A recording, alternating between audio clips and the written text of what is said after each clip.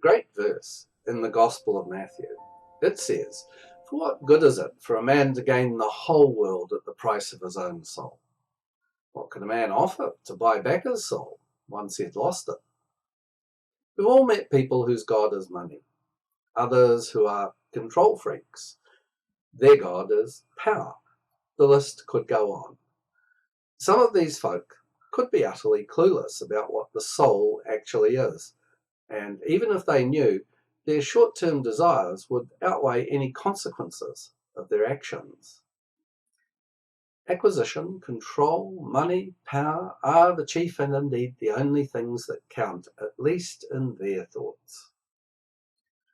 Well, Jesus was distinctly unimpressed by attitudes like this. So too was John Wesley, the great 18th century Methodist leader. He wrote a sermon about it. He called it The Important Question, and he gave a detailed analysis of what he believed Jesus meant. It's quite a remarkable sermon.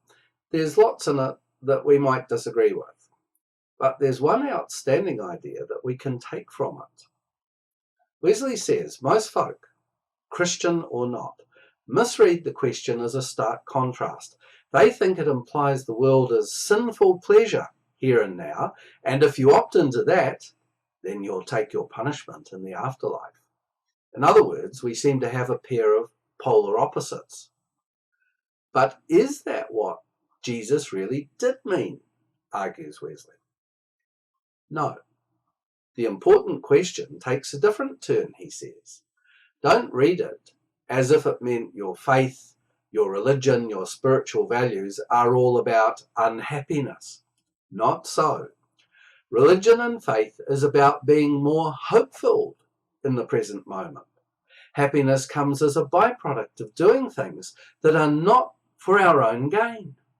Happiness is a byproduct in service of the good of others. We don't gain the world with true religion. We nurture and delight in the world with true religion.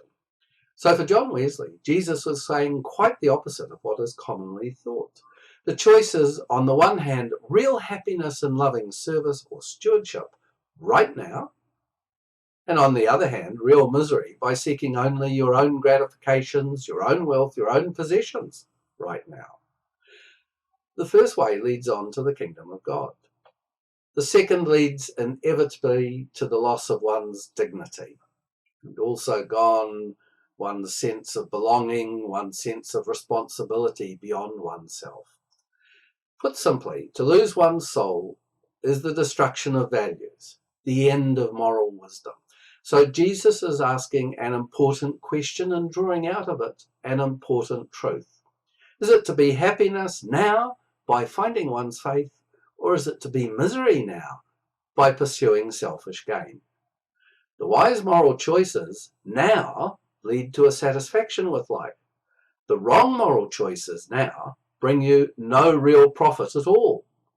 The sermon starts our series this month on Wesley's understanding of moral wisdom.